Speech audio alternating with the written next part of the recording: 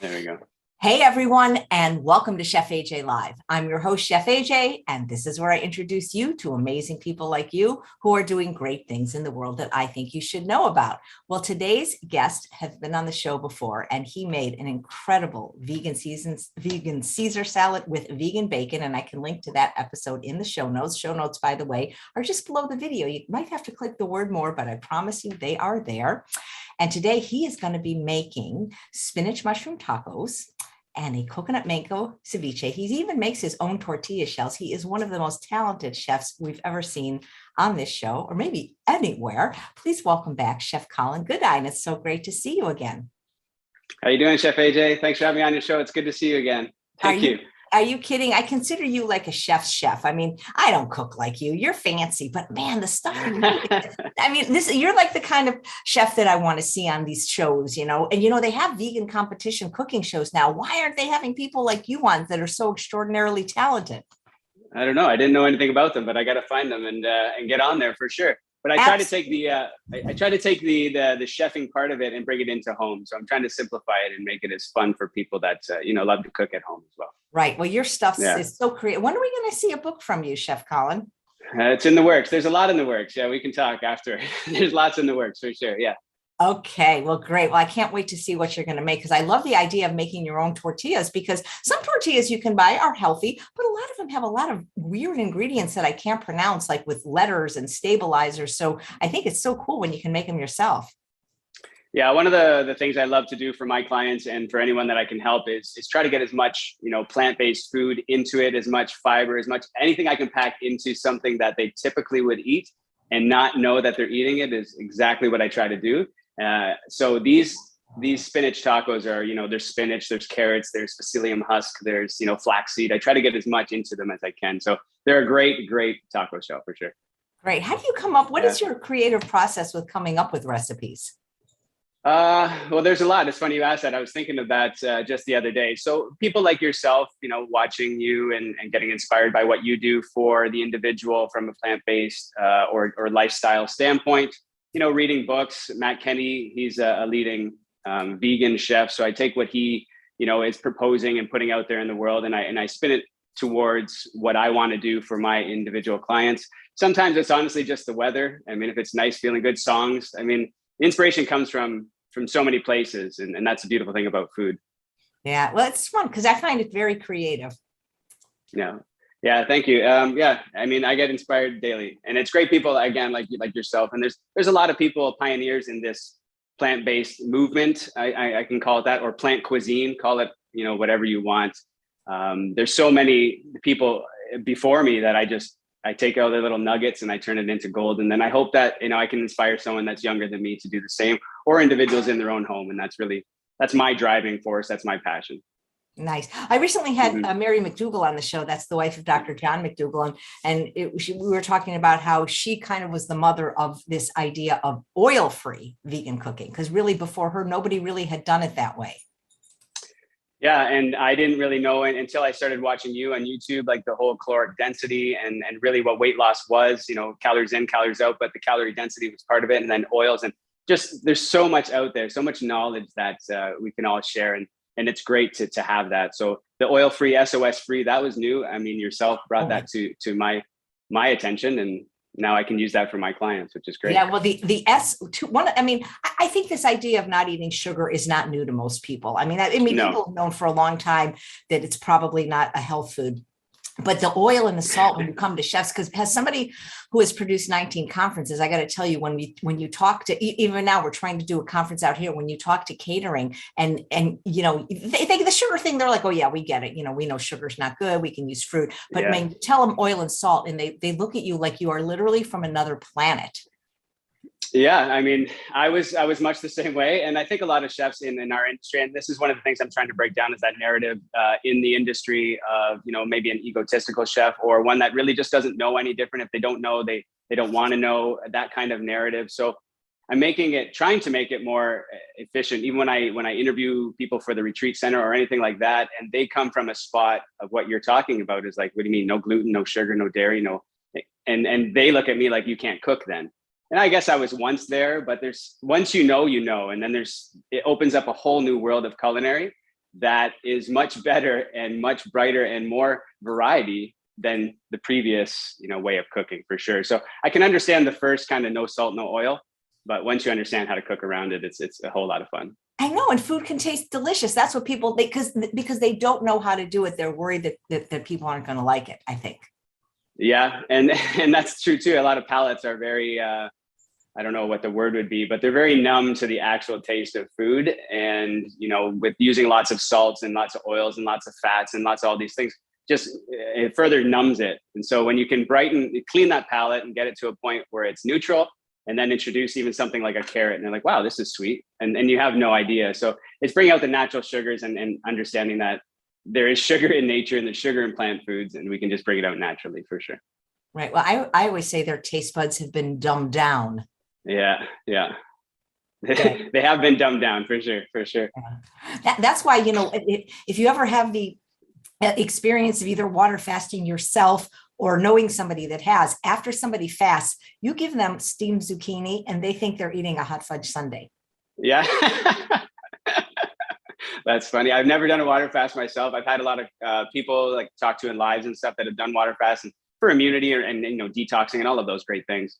But I've never done one. I probably should, because I'd like to experience a zucchini that tastes like a hot fudge sundae, for sure. Or even then they taste watermelon and they're like tears in their eyes. So yeah, well, I can't wait. Your kitchen looks like a professional set. I can't wait to see what comes out of it. Well, thank you. So yeah, today I'll jump right into it. There's a lot we're going to do today. And the biggest focus here, and I've had a lot of individuals, on your show and other shows saying, the recipe's too big, I'll never do that. And I get that quite a bit. And I started to veer from that. And I said, that's not who I am. This is what I teach. So I teach my clients preparation beats motivation. In a restaurant, I always teach mise en place. We can't just every recipe do that recipe. It has to be thought about before with the intention of the final destination, that being the dish, that being diabetes, that being overweight, whatever the end result is, that's what I want to teach. And we all buy condiments. Like you can look at that one side of your fridge in a lot of households, and it's just full of like mayo and pickles and relish and ketchup and all that stuff that we don't want.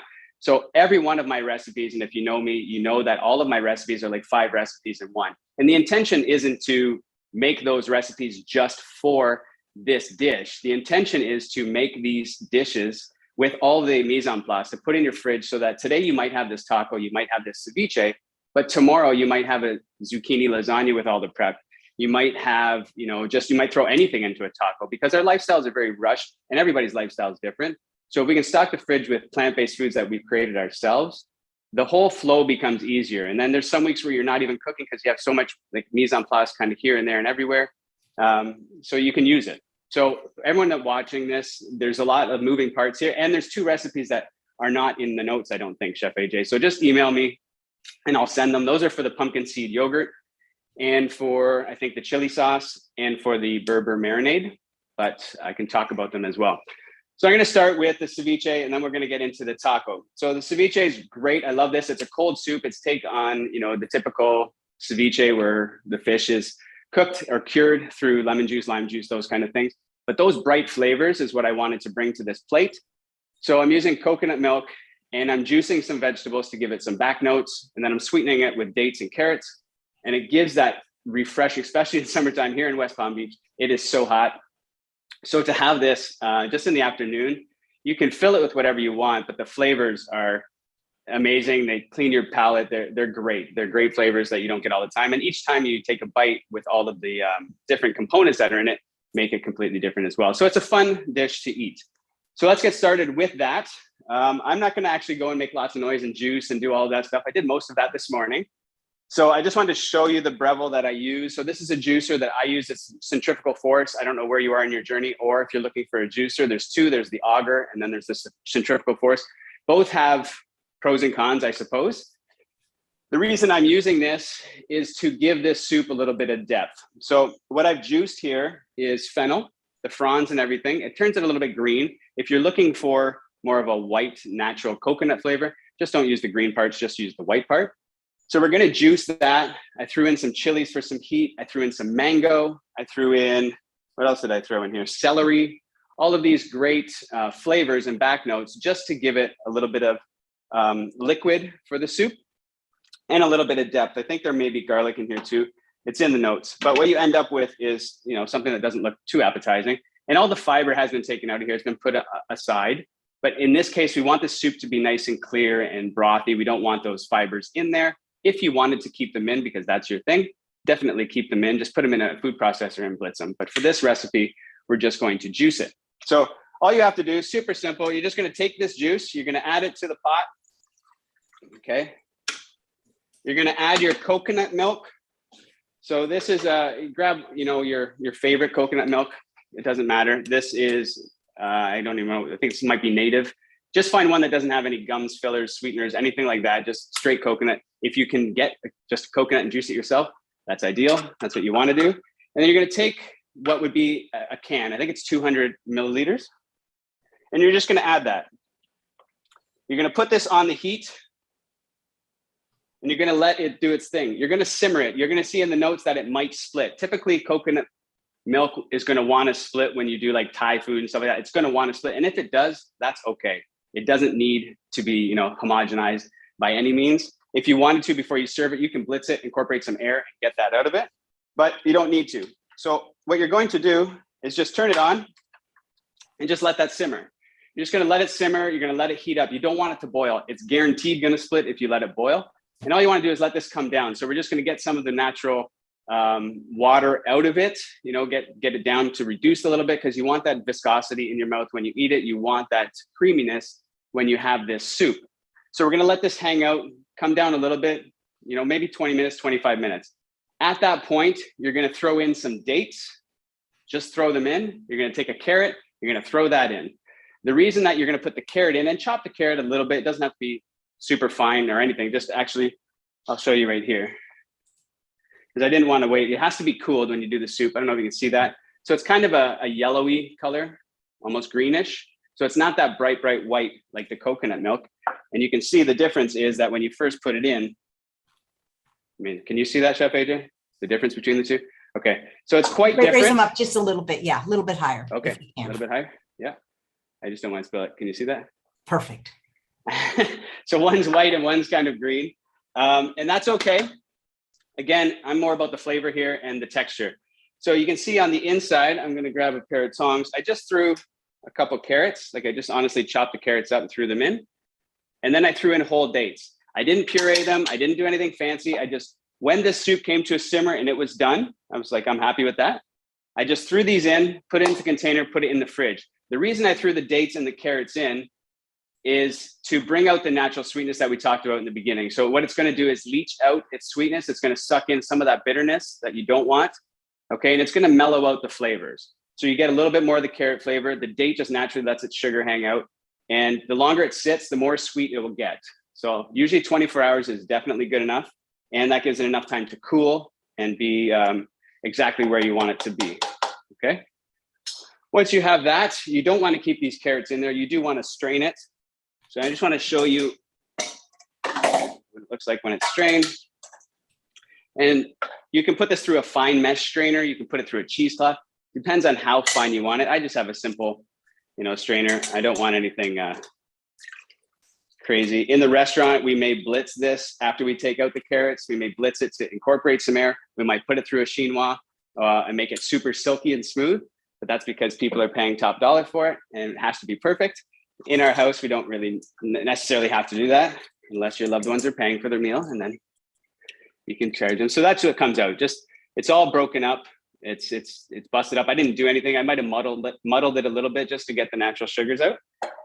And then the inside, excuse me, it's just a simple broth. Okay. So that's done. This has so much flavor. I mean, I wish you could try this. Honestly, it looks like very simple. It's so complex and so fun to eat. It's a great soup. So what I do with this is you can put it in a bowl. You can put it in a plate. I have a black plate right here. Maybe you can see that. Can you see that plate, AJ? No, so you might have to lift it up. Okay, I might have to bring the, if I lift it up, or bring the camera down, yeah. Yeah, I think I'm gonna go with the second one. So I'll show you when it's done, or maybe my wife's around, she can do it. She can grab the phone. So it's just a black plate. I put it on a black plate so you can see more of it. And I like to eat it in a bowl, a plate, so that everything that we put in it is going to pop up a little bit, okay? So my wife's here, she's gonna bring it down a little bit. To this, I wanna bring out all the flavors. You can bring it right now. I wanna bring out all the flavors that are naturally in the, there we go, hold on, I'll back it up a little bit. There we go, nice, can you see that? That is beautiful. Okay, so that's what it looks like now, and then you can get to have some fun. And we're gonna mimic everything that we put in it. So we're gonna put the orange in it, we're gonna put the mango in it, we're gonna put fennel in it, celery, all of those great things. And I'm gonna add hearts of palm, and I'm gonna add a chili sauce that, again, is in the recipe notes. The chili sauce adds a little bit of heat. Typically you would add like jalapenos, some raw items like that. I don't necessarily want the rawness, but I do want a chili. And like I said, I love hot sauce. So to make my own hot sauce and keep it aside is exactly what I want. Have that in my fridge for later. So you don't have to be perfect here. Just gonna dice it up. This would be mise en place. You can do this ahead of time as well. I don't know if you can see, but you'll see the finished product. So I'm just gonna roughly dice this because I wanna get through it quickly. You're gonna throw in some orange segments or supremes. If you ever read a recipe and it says supremes, I'm gonna show you what that is. It's just the inside of a lemon or a lime or any citrus. And it is without the membrane. So you just wanna go around the outside of your orange or your lemon or your lime. And you wanna take that white part out. What you do with the white part, is it entirely up to you. You can preserve it, dehydrate it. You can use it in teas, or you can just compost it if you have a compost bin. So put that over there. And then if you can see this, Chef AJ, I'm sure you've done this before, and this is a typical orange. I didn't do a great job of it. My chef would fire me. But you can see the lines in there. So those membranes you don't want, they're not desirable to eat. So you wanna go on either side of them. So I'm gonna bring it in here. So you can see there's a line right here, just like you do with pomegranates. You're just gonna go right into the center. Then you're gonna go to the next membrane, which is right here. And you're gonna cut them to come together, and then that comes out. And you're gonna do that all the way around, just in between the membranes. What you'll be left with is the membrane, and you can get rid of that. Okay. And then you're just gonna use the supreme for garnish. I'm just gonna cut this one in half to save a little bit of time. So now we got the mango, we got the supremes. We wanna add some heat. So I have a chili sauce that we made, and it's right here. The chili sauce in the recipe is a little bit thicker than this, okay? This one I just thinned down with a little bit of water. And all it is chilies, I think tahini, water, garlic, blitz it, done. Everything in this recipe is super, super simple. It's blitz it, and it's kind of raw, most of it, okay? Once that's done, you're gonna have some fennel fronds, which are just these things at the end of a fennel, which are great. They look pretty. You're gonna take some pickled. I pickle these in balsamic vinegar because it's naturally sweet.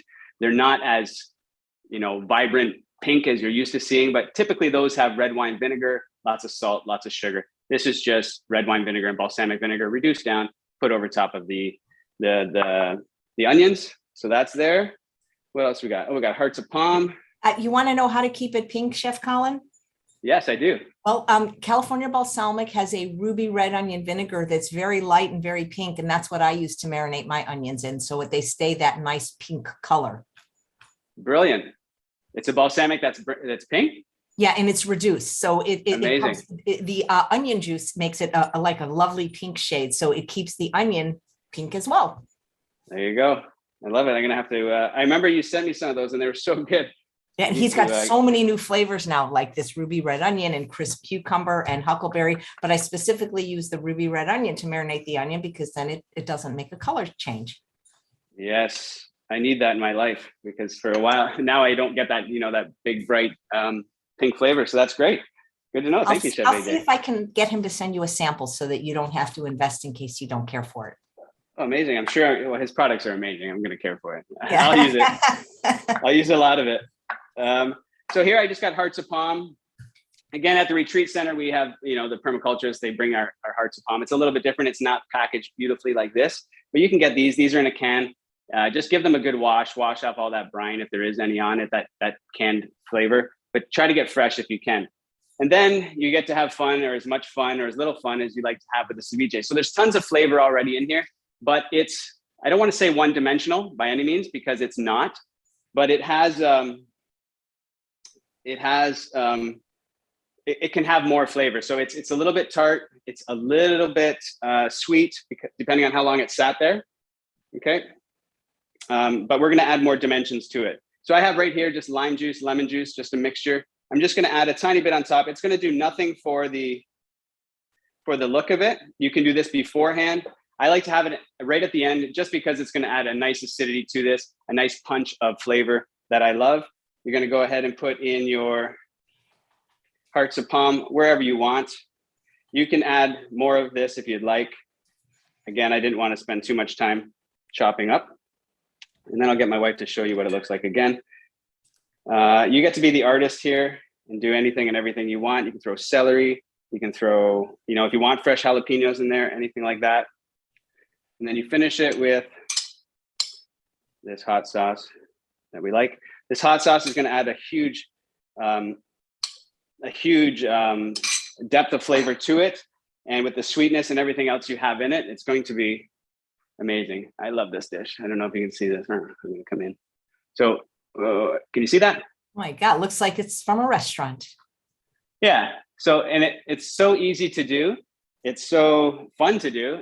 And it's got it's fun to eat more so than anything. So again, you can have all this mise en place done. It took me, no time at all to chop all this. You can have all this mise en place in your fridge, put this into a bowl, put everything on it, and you have an instant lunch. You can pack it full of anything else you want. You can throw broccoli florets in here. You can throw, grilled vegetables in here. You can do whatever you want. You can have some fun. You as the chef get to create this. So that is what a ceviche, to me, is what I would eat now. And it's something that we have on deck, usually at the retreat center. So we just put it all around. And anything we can forage from the garden, we throw into it. It's a great, beautiful dish. Hold on, I didn't put my pickled onions. We talked all that time about pickled onions, and I didn't even throw any on. You forgot it, yeah. Oh my goodness. Please talk a bit about this retreat center that you keep referring to. Oh, yeah, it's a place here in West Palm Beach. The name of it is Chosen Retreat. And it's a beautiful place that resonates a lot with me, resonates a lot with, what they're doing. Their whole mission in life is to be sustainable, and like True North, it's a wellness, and Hippocrates, it's a wellness retreat, but it doesn't have a protocol where, you're on a lifestyle per se, and you have to eat that way, or you have an end goal. This is more of a wellness retreat to come back to nature. We try to be 100% sustainable. We're about 80% sustainable, growing our own foods, showing people how to get their hands in the dirt, grow it, pick it, bring it to me, I cook it, and they get to eat as a unit and community. It's all about, basically a lifestyle change. And it's the first step. And the reason it resonates with me is because that's what I'm all about, is from the holistic practitioner to where you need to get to. I'm kind of that vessel in between. So yeah, it's Chosen Retreat. That's where I spend a lot of my time helping people. So yes, thank you for that. So now we're going to get into the taco, which is, everybody's favorite. Who doesn't love a taco? Okay, my board's a little bit of a mess. You can still see everything here? Perfect. Okay. Right. Who doesn't love a taco? I prefer a tostada though, because I find with a taco, I got to turn my head to the side to eat it. Whereas a tostada, I get a straight shot. Yeah, I guess it's personal preference at that point. And they're probably a little bit, less hard to eat. Yep. Less falling out the sides. Yeah. Tostadas are great. I mean, anything to do with Mexican food to me is really great. It's so fresh and vibrant. So that's our, so we got to get these marinating. So ceviche is done. You can put that, have it all done, add that to your lunch anywhere. So for the tacos, we're going to do mushrooms. You could do jackfruit. Oh, speaking of jackfruit, if you get fresh jackfruit, I don't know if you get fresh jackfruit in California, but when you do get a fresh jackfruit, the fresh jackfruit in this ceviche is amazing. I mean, fresh jackfruit on its own, if you don't have it, is really good. I wouldn't use the canned jackfruit in this at all, just fresh jackfruit. It's amazing. And if you get a big jackfruit, you can freeze it just like this broth and use it. So we want to start here with, there's a couple elements. Well, there's a lot of elements to this taco. Usually is when I make something, But you can simplify this if you'd like. But the first thing we have to do is make the mushroom marinade, which is right here. And I call this a Mexican Berber. It's really not a Berber, but it's all about, for this one, it's all about the spices. It's all about the healing modalities of the different spices you put in here. So a Berber would have like nigella and ajwain and fenugreek and those kind of things. To me, a Berber, and I just go instantly to Berber, is a marinade. And usually I would use it back in the day when I cooked that way. I would use it for rubs on beef or, you know, pork ribs or those things when I was the young chef. That was usually my marinade. So I use that now. This is SOS free for sure. Everything in this recipe is. There's no oil, no salt, no sugar in this. It's really just tomatoes, onions, a whole bunch of other great things. Blitzed it, and it's chunky. Don't cook it, no nothing. It's ready to go. Put it in a jar. It makes 2 jars this big, the recipe, okay, when you email me. So quite a bit, and you can use that as a tomato sauce down the road. But we want to marinate mushrooms. So here I have maitake mushrooms. I have oyster mushrooms. I have king oysters, and I have shiitakes. Use whatever you like. Just rip them up. We don't need to chop them beautifully. It's actually better when you rip them. So you just, these little guys here, you're just going to take the top and you're just going to pull it. This makes these little meat pieces, I guess. I don't know what else to call them.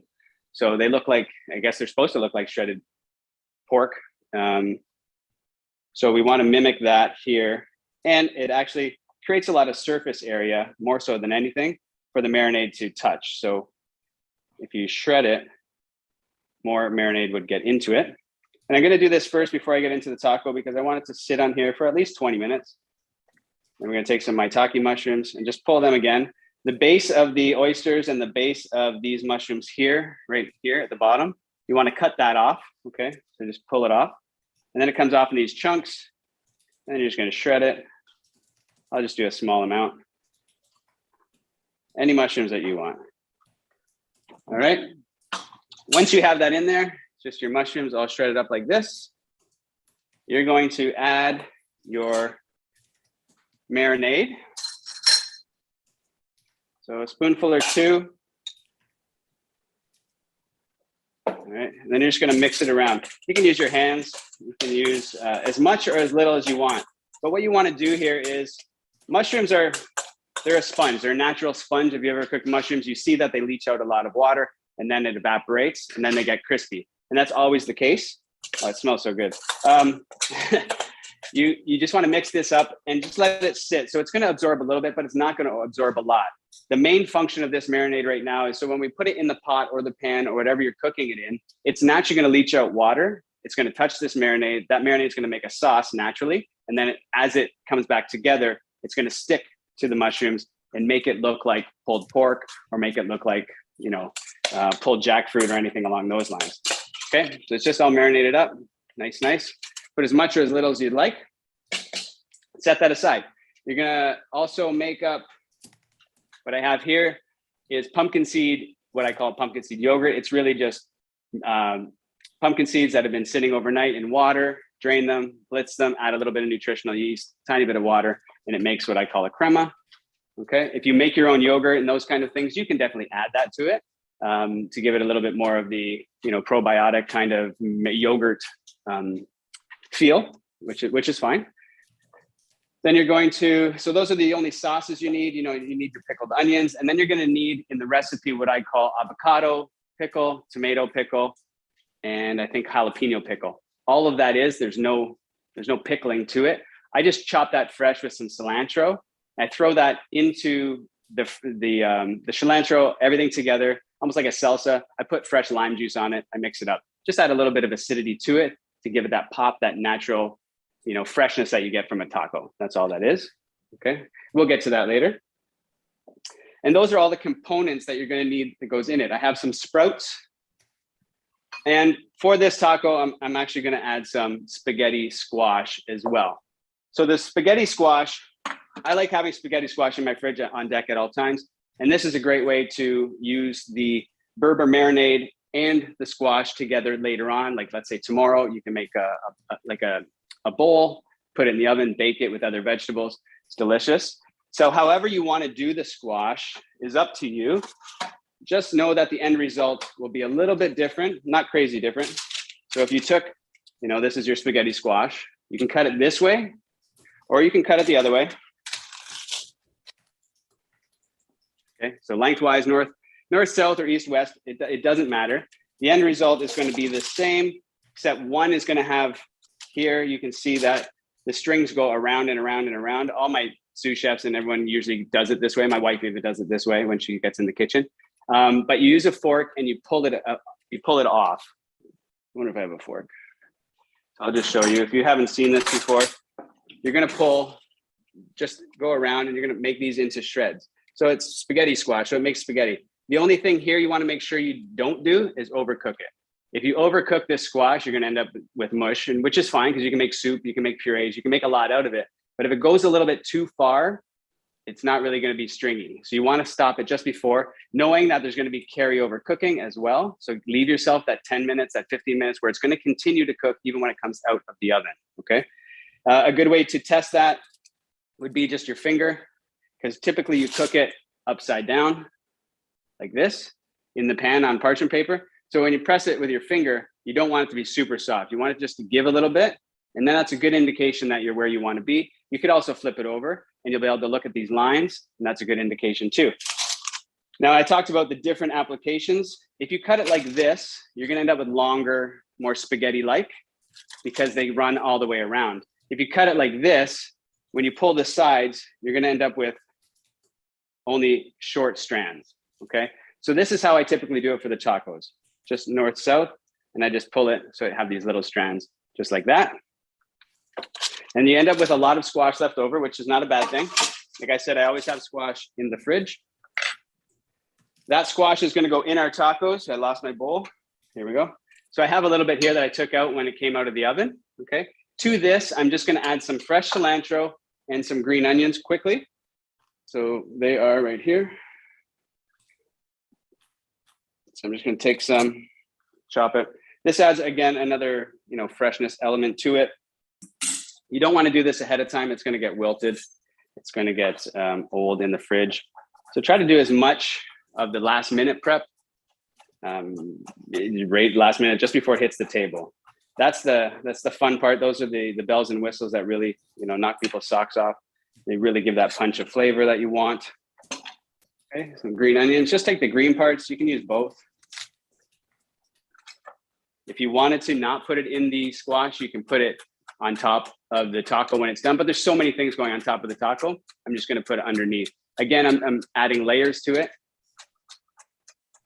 Okay, so just chop your green onions, nice and fine. You can throw that in, and then just give that a mix. All right, good enough. So we have that. We have sprouts. We have everything that we need to go into the taco. Now we got to make the taco shell, and then we'll get to cooking the mushrooms and getting all of that done. So I want to show you how to make this taco shell. You can add really any vegetables you want, any greens that you want. Pack this thing full of anything that you want to put in it. When it cooks up, sometimes it cooks up like a chapati. If you ever made a chapati, you flip it over and it balloons like crazy, which is amazing and lovely. Sometimes it does that. It's fine. It bends nicely. It holds up nicely in the fridge, holds up nicely in the freezer. It's a great recipe to keep on deck at all times. It's going to end up like this. I just leave this in the fridge, okay? And when I want it, I can pull off some, or I can make them all and put them into the freezer. It's entirely up to you, okay? So to make this, you're going to need a pot. You're going to get your pot hot. You're going to need a blender as well. You can use a food processor. I'm just using a tiny little bullet here because I don't have a lot. It actually works well. It's going to make a little bit of noise. It's a little bit harder. If you use the Vitamix, you can put more in it. You can make a bigger batch. This will make a bigger batch. So for this recipe, you're going to need a flax egg. So 1 part to 3 parts flax, usually a tablespoon. So I think there's 2 in the recipe. There's 2 eggs.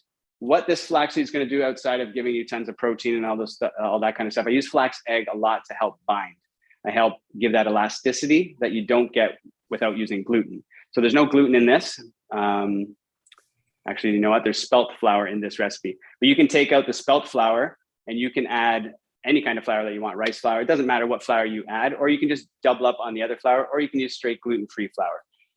Just know that some gluten-free flours have, the tapioca starch. There's more starch than flours. Make up your own blend. I'm sure everybody has a blend. And if you don't, you can email me. I'll give you a blend. Those flour blends, you should, at some point, I'm sure Chef AJ, I don't know, do you have your own flour blend that you use, or do you? No, I didn't want to make you don't SOS. use it. Yeah. I don't want to make SOS free any more complicated. I really don't use any flour because I'm working with people with food addictions, and for them, flour is much like sugar. The carb, the most I'll do is maybe grind a tiny bit of millet, but I'm not the flour expert. Interestingly enough, I used to be a pastry chef, but there's a really fun comment from Melody. She said, "Wow, you're so great at cutting. You don't even look down." Yeah, that's a lot of years of, it wasn't always that way, Melody. It was, it's practice. Practice makes progress for sure. So yeah, once your knife hits your knuckles, it's second nature now at this point. I know. I mean, it's amazing. I mean, I love watching that. You just, you could almost do this blindfolded. I could. Yep. There's a lot of chefs. It's kind of funny. I'm sure if you Google it, there's a lot of chefs in restaurants or young kids in restaurants that will blindfold, and they'll have a race, which isn't probably the safest, but they'll grab a cucumber and they'll blindfold themselves and see who gets to the end of the cucumber quicker. I don't recommend that. You can edit that out. No. That sounds like a dangerous reality show. Yes. So in terms of flour, like you said, it is a carb, and we can go down that rabbit hole if we'd like. We're not going to. So here I have corn flour, which is typical, and I have almond, and like I said, a little bit of spelt. So I'm going to get to this part here. I have a little bit of water in here just to create a little bit of steam. All that water is going to be evaporated eventually. In here to make our shell, this is the actual recipe. So this is how much spinach you'll need and how much carrot. So I just grated the carrot on top. It can go in together. It doesn't matter. It's going to end up being cooked because it's so small. It's going to steam with the spinach, and it's going to end up cooked. Okay. And if you don't have a scale or anything for the 200 grams, it's just really 2 big, huge handfuls of spinach. That's what it's going to be. Okay. Just going to throw that in. This, if this is going to, sweat down to next to nothing, but it leaches out a lot of water. There's some variables in cooking, especially baking, which that's why me and baking aren't the greatest, because I'm not the best at, paying attention to grams and all that kind of stuff. I cook funny. I'm the opposite of you. I've got OCD. So for me, like baking I love that, it's so precise. No, I could never, I surround myself with good bakers for a reason, because I don't have the patience for it. I'm a very patient man, but I don't have the patience for that. And I say, wing it, we can get through it. And every time I have that philosophy in baking, it never ends well. That's for sure. That's funny because I find that, when I worked in a restaurant, most chefs, even though chefs can generally do a little bit of both, most generally prefer one or the other. Yeah. Yeah, it's really good. I've been working on it, especially since, I changed my lifestyle with this new style of baking. When I call it baking, it's a little bit more forgiving, I suppose. It's not as, like a souffle where it has to be precise. It has to be this, has to be that. It's a little bit more forgiving, but at the same point, it's still not my forte. So I don't go into it, and I don't want to pretend like I can do things that I can't. So I don't pretend. But to have that asset or skill set is definitely something I'm going to have and acquire. So I get to keep learning. Yeah, but one or the other is usually the way it goes for sure. But I surround myself with talented people, and that usually works out well in the end. So it doesn't take long for this to come down. Okay, you can see that it's already, we threw it in there, it was full. Now, pardon the steam, but it comes down to very, very small amount. It's going to leach out some water, which is what we don't want. So back to what I was saying is the variable here is how much water comes out of your spinach versus what comes out of my spinach versus what comes out of a frozen block of spinach, if that's what you're using. All of those have different water content. Because there's more water content in yours than mine, than the next person's, is going to be the variable there is how much flour we need, or how much psyllium husk we need to absorb that water. Okay, it's like making a cauliflower pizza. Same idea. The cauliflower absorbs so much water. It's a variable. You're going to have to play with it, and this is the best part about being a cook and a chef, is you get to intuitively learn what is going on with the food. It's not so much just following the recipe and just hitting those marks all the time. So once you have this sauteed, you don't want to let it, you're not trying to burn it here. You're just trying to, or cook it. You're just trying to soften it so that you can get the water content out. Okay, back to the strainer. And you're going to put this into a strainer. You can put this into a nut bag. You can put this into a cheesecloth, anything that you want to squeeze it out. You can put it into a rag and squeeze it. I'm just gonna let it sit here while we chit chat, and I get to, I'll go probably right into the tortilla. I don't know how we are in time, but you're gonna let this sit. You're gonna press it a little bit, get some of that moisture out as much as you possibly can, but you're gonna need a little bit of moisture, so don't spend all day trying to squeeze it all out. Okay, so I'm gonna put that there. In this bowl, I'm gonna get back to this while that sits.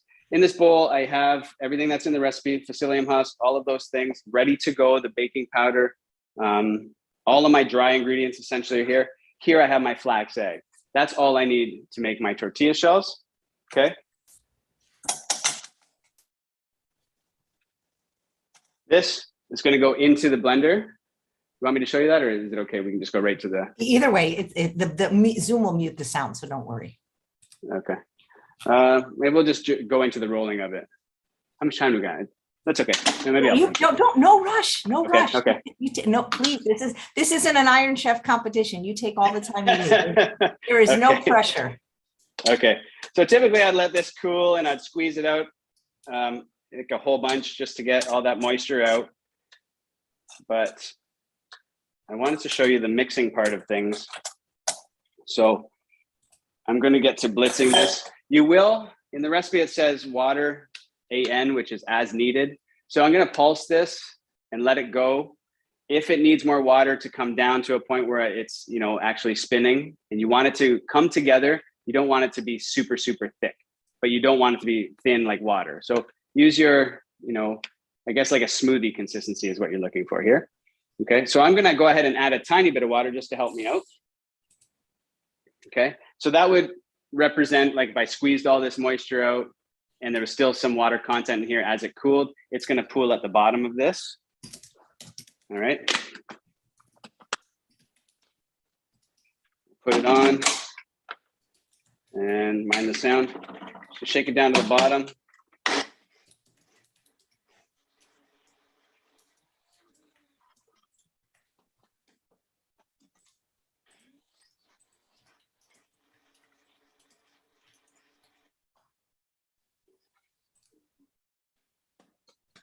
One more turn.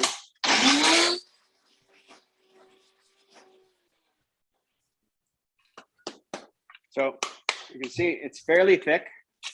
I might add a little bit more water if I was to make this, but I mean, it's super green. I mean, that's amazing.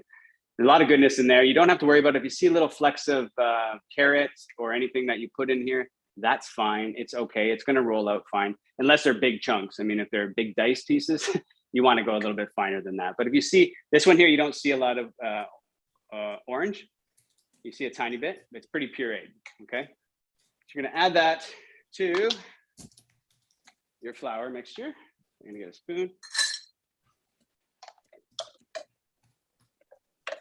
And then you're bringing these two together, and you're gonna feel with your hands the consistency. It's going to stick naturally to your fingers. That's not going to come off like a nice, beautiful dough. It should be a little bit tacky, because what's going to happen is you're going to set this up in the fridge. And what I mean by set up is you're going to allow the psyllium husk and the flaxseed to do what it's supposed to do. And that's to bloom and to absorb any of that moisture, to give it that elasticity that we're looking for. The psyllium husk, outside of adding lots of fiber, acts like the gluten and gives you that stretchiness, that when you eat it, that mouthfeel, that chew, okay? I'm just gonna mix these together. See if it will come together. It's gonna take some time. And you would have this cold, it wouldn't be hot, so you can get your hands in there and do it, which I'll have to do. Then you can add your flax egg.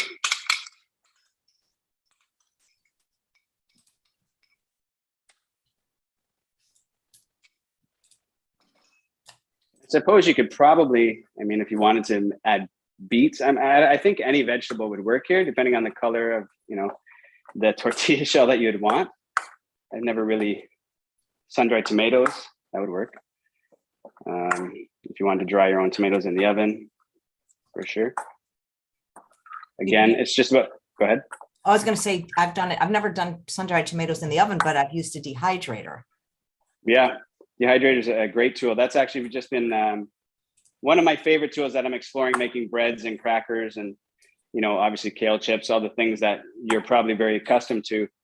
Making the transition from a French chef to what I am now, all the things like the Instapot and the air fryers and all of these lovely tools that I now use at the retreat center. In my kitchen, I never used, like we didn't have those things, right? So it's great to learn about them, and they're so wonderful to have. Your dehydrator is probably, does it run a lot at your house, Chef AJ? No, not too much, but I love it. Like I make granola in it. I like, you know, things that because what I like about a dehydrator over an oven is you don't have to babysit it. You could ostensibly leave the house. It's not going to burn it down. Yeah. Do you have a favorite? Well, I have the Excalibur 9 tray, but when I talk to raw chefs, I guess there's one that's supposedly even better. I don't know what it's called, but they all aspire to a different one that's supposedly like the top of the line. But the 9 tray works great. I love the Excalibur. That's the one I have. Yeah, I think it's great. It looks amazing. Okay, so your dough here, you can see how, well, I'll show you the difference. Pardon my hands. So this one is super soft. If I let this go, it would eventually, my thumb would go through it. It's super, super soft. This is where you want to be, but it's not sticking to my hand, okay? It's not tacky. Well, it's a little tacky, but it's not coming off of my hand. If it was still clumping to my fingers and stuff really bad, I would add a little bit more flour to stop that. Or I would just roll flour into the dough while I'm, kneading it, okay? You don't have to worry about kneading it, the gluten and all that stuff. There's none in here, so you're not gonna work it or overwork it. So it's fine. Once you have this, you're going to take saran wrap, you're going to saran wrap it, pop it in the fridge. What I meant by, the bloom and all that stuff, even if you give it 20 minutes, the psyllium husk and the flaxseed and everything's going to do what it's supposed to do. Like when you're making crackers in dehydrator, that's what it's supposed to do, is bring all that together and give you that crunch. So then it's done. Once you have this, you have tortilla shells. Let me just wash my hands here quickly. And then the fun begins. We get to make our tacos. So I'm still gonna have to cook our mushrooms. So I'll do that in the background while we roll our tortillas.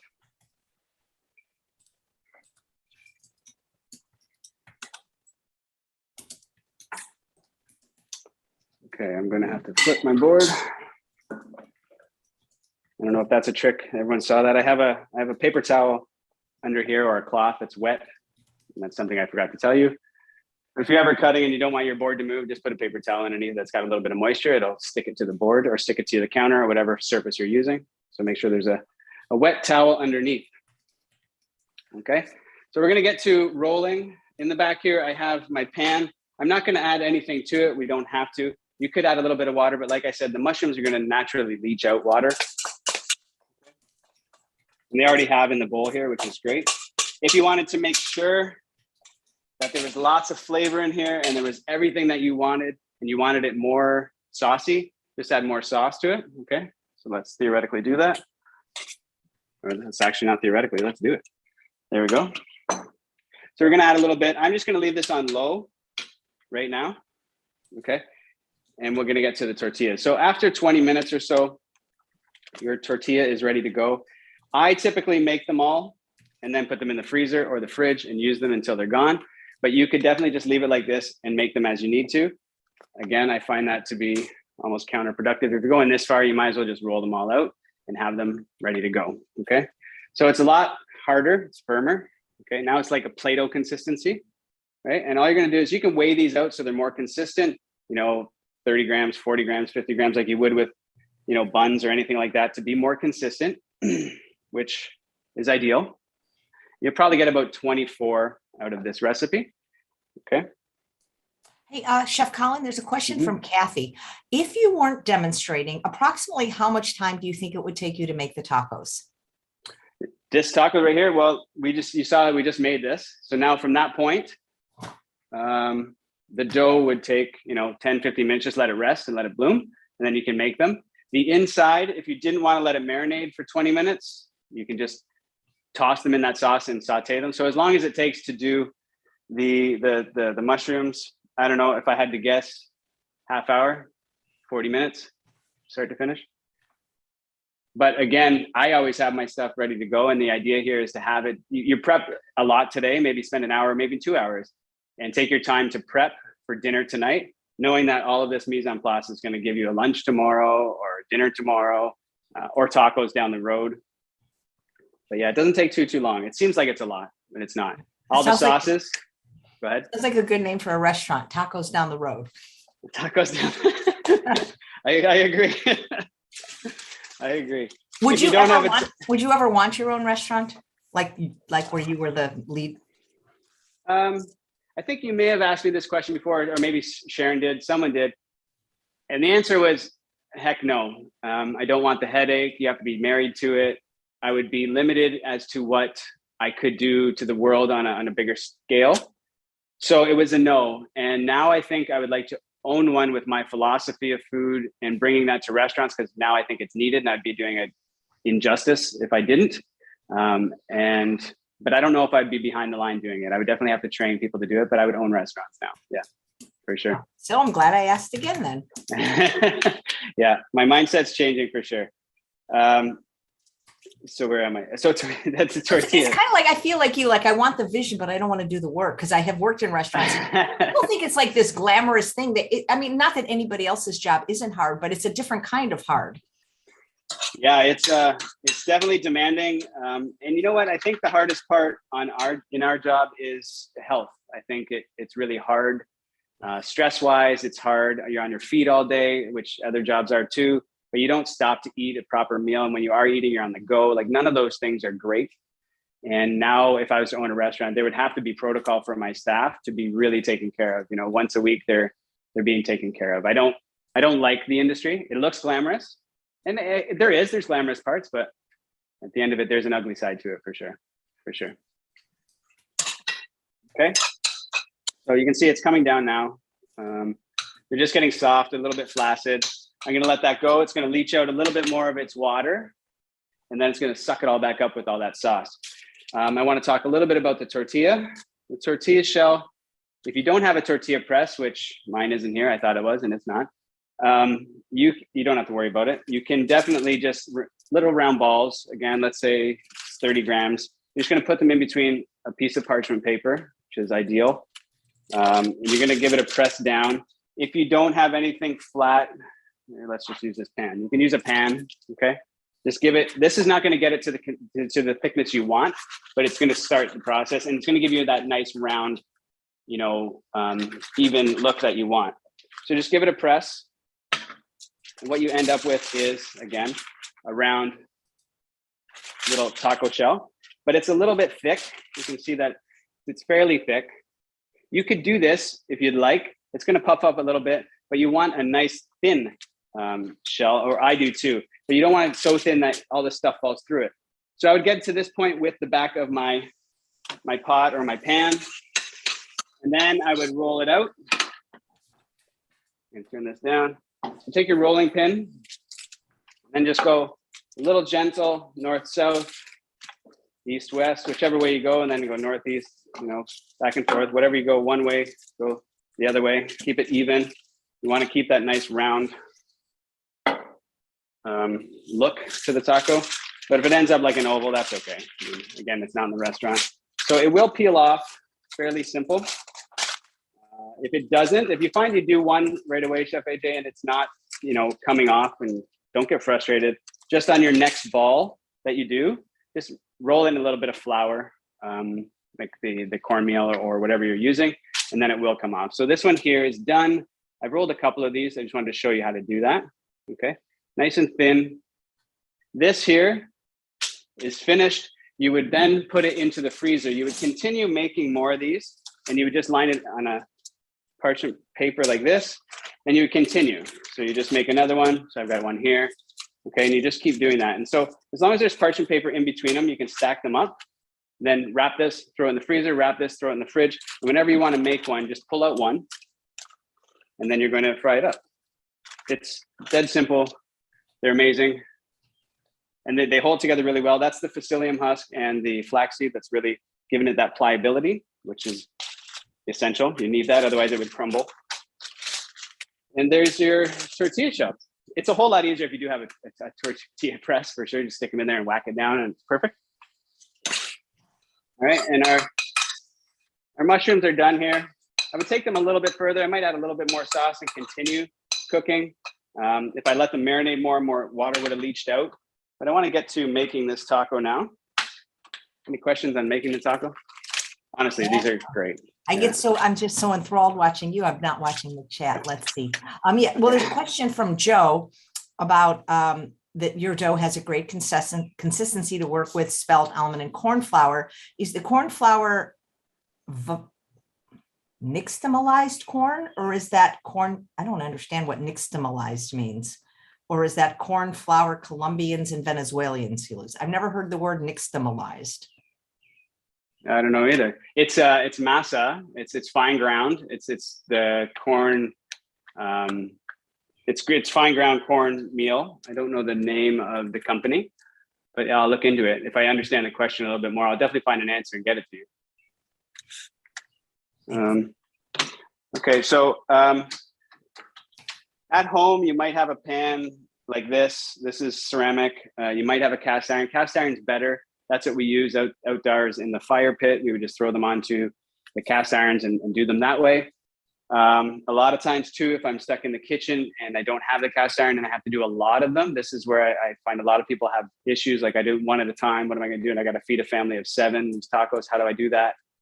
You can do it also with these taco shells. You can do it on a griddle. So if you have one of those plug-in griddles, you can throw them all on there and it will work out the same.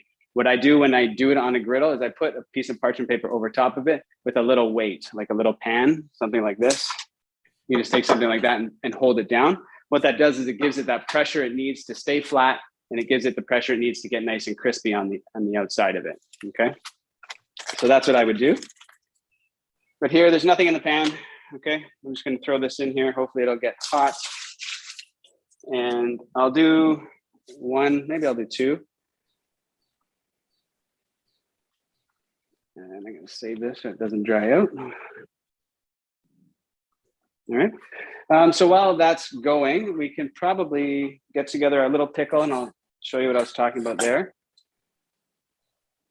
Just simple avocado, jalapeno, tomato. These are cherry tomatoes. You can use diced tomatoes.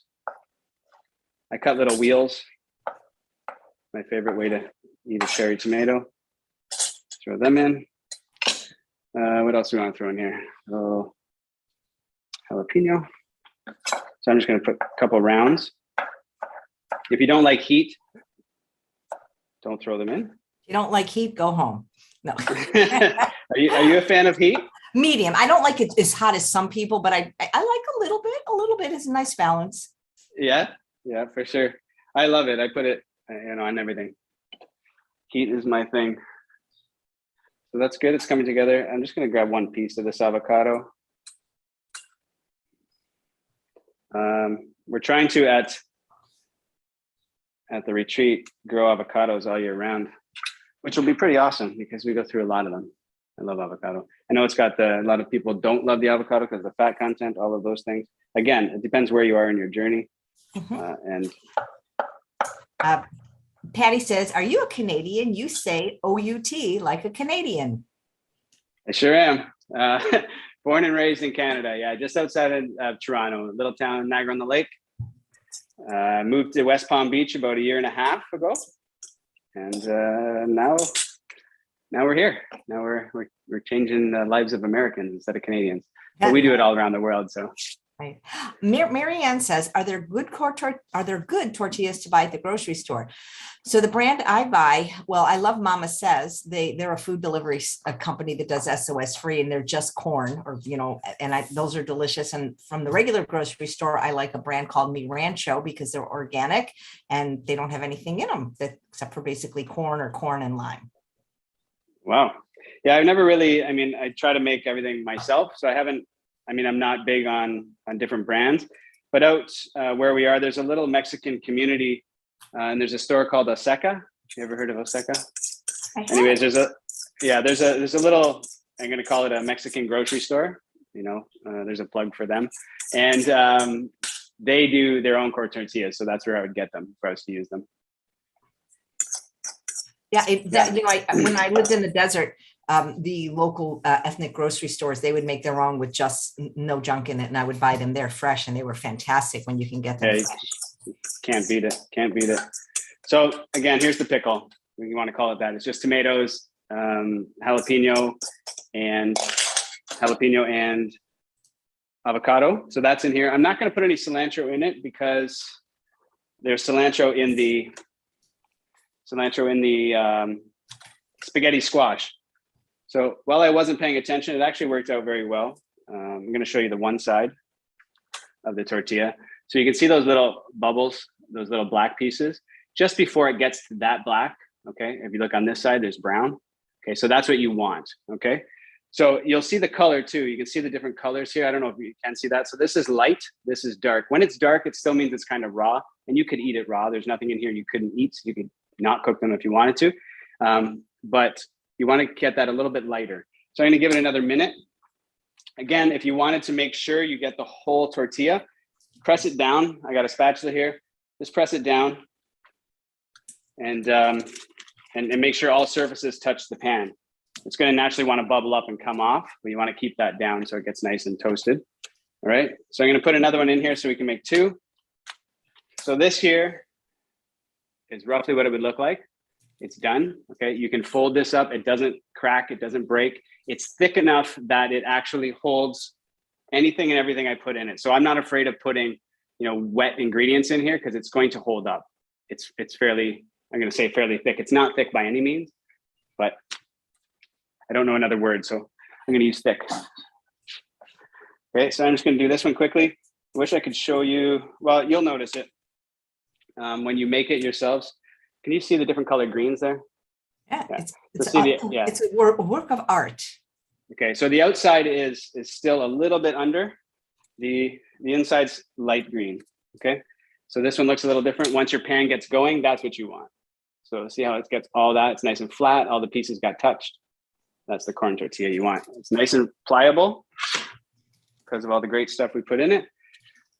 So your tortillas are ready. You can make a bunch of these. If you were to make a bunch of these and you wanted to set them in the middle of the table and have people make their own, you could definitely do that. Put this into either like a bamboo, like rice. It holds rice in it, or you can get, there's taco holders that keeps the steam inside and keeps them nice and soft and pliable. Okay. So to make these, we have everything we need.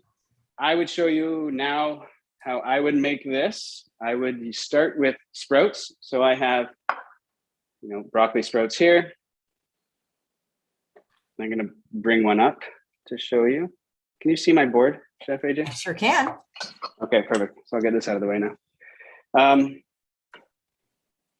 So a little bit of sprouts. You're going to take your squash that you have with your green onion and your cilantro. You're just going to put that in the bottom. You can pack these. The good thing about these shells, because they are pliable, you can pack them quite a bit. And you don't have to worry about them falling apart on you.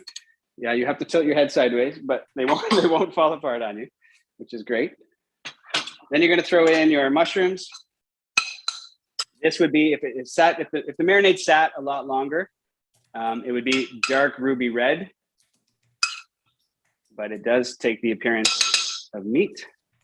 That's what you're going for, and it's way better for you and delicious. You can give this to all your friends that you're converting into plant-based eaters, and they would never know. Okay. So once you have that, then you get to have some fun and play a little bit. So you can throw in your crema, which is your pumpkin seed. We'll call this a cheese, for lack of better words. You can put it in a nice piping bag and pipe it if you'd like. We don't need to do that. You can just put a little dollop on top. Okay. Okay. Wait a bit here.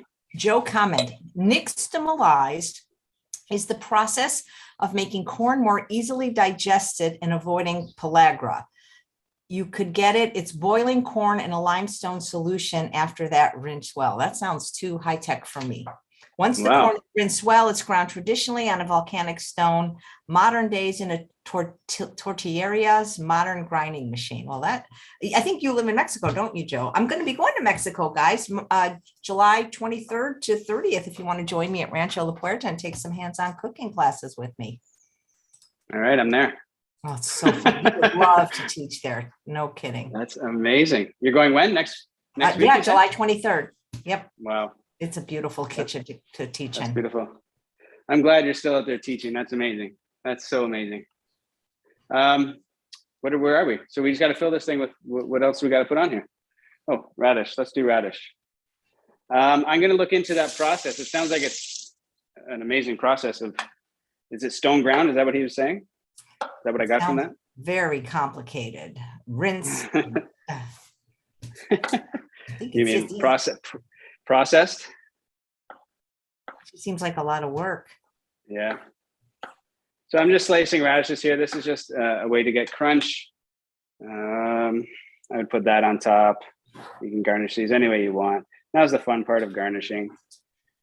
Avocado, tomato. Let's put these right onto the plate. Okay, so avocado, tomato. It's got a spoon.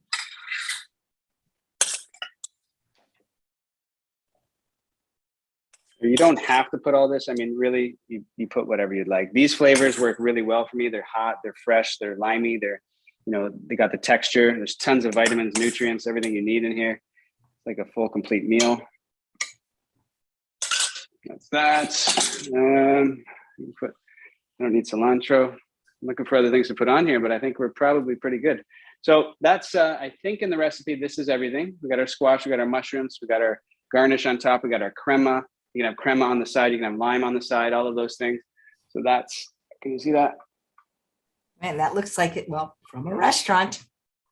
Yes, so they, like you said, they fold up really easy, really nice. Nothing's coming out of these things. They're great. They fold up really great. They're honestly one of the best tortillas that you're gonna, and it's way better than buying them. You don't have to worry about it. And it's really not that hard. Once you have the dough made, you can make a couple batches of them, throw them in the fridge, roll them out, and you'll never buy another corn tortilla again. It's carrot and spinach. So that's your tortilla. Wow, you are just like, it's just beautiful to watch you cook. Aw, thank you, Chef AJ. So go ahead. Are you doing any classes? Can people learn from you in any way? Tell us about what you're up to other than the retreat.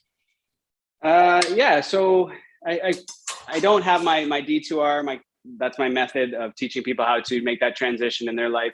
The D2R, I stopped doing that one-on-one. So no, I don't have that. We have the movement, mindset, routine changing ebook that you can get on my website. I think I gave you the link too, but go to my website, chefgoodine.com.org, sorry, and you can get it there. That's a 6-day reset, and that kind of gets you started. Lots of recipes, lots of movements through the weight loss bundle that we did last year. We have that. You can call me. I mean, honestly, DM me and I will answer any and all of your questions. I love giving away recipes. I love giving away everything I do. It's what I do. I don't have, like I said, there's lots in the works, the cookbooks and all of those things. But right now, yeah, I'm at Chosen Retreat. I'm trying to help as many people that show up there. And that's a stepping stone to, reaching the rest of the world, really. I love, your name would make a great restaurant name, like Good Space Dine. Get it? Goodine. Yeah, that was the name in Canada. That was the name of our catering company. It was Goodine Catering. Yeah, that's why sometimes you'll see my name with 2 Ds. It's pretty whimsical. Yeah. Well, the thing is with that name, I mean, what else could you have become in life? No, it worked out perfectly. Absolutely. Well, you come back anytime because you're just such a wonderful educator and your food is healthy and delicious and just beautiful looking. Thank you very much. I hope everybody tries this. Again, there's a couple recipes there. Reach out to me directly and I'll give you the recipes. And if it doesn't work, I mean, I'd love to hear everybody's thoughts on them. I love them. But, and where on social media can people follow you the best? At Chef Collin _ is my Instagram. And that is the best platform to reach me. Or you can, email me at hello@chefgoodine.com. I'll answer any and all emails. That's wonderful. Well, thank you so much. This was just a fabulous presentation. Well, thank you, Chef AJ. It's always a pleasure to be on your show. I love what you're doing, and I love following you. So thank you for everything you're doing for mankind. Well, book Amazing. yourself again, because you can come on as often as you want, because I can sit back and enjoy. Amazing. Yeah, Thank you very much, Chef AJ. They're saying these are Collin's 5-star tacos. That's what we should call them. There you go. Put that in the Maybe I'll notes. change the name even in the show notes. Thanks so much, Chef. Take care. Okay. Take care. Bye, Chef AJ. Thank you. And thanks all of you for watching another episode of Chef AJ Live. Please come back tomorrow at 11 a.m. Pacific time when my guest is none other than our resident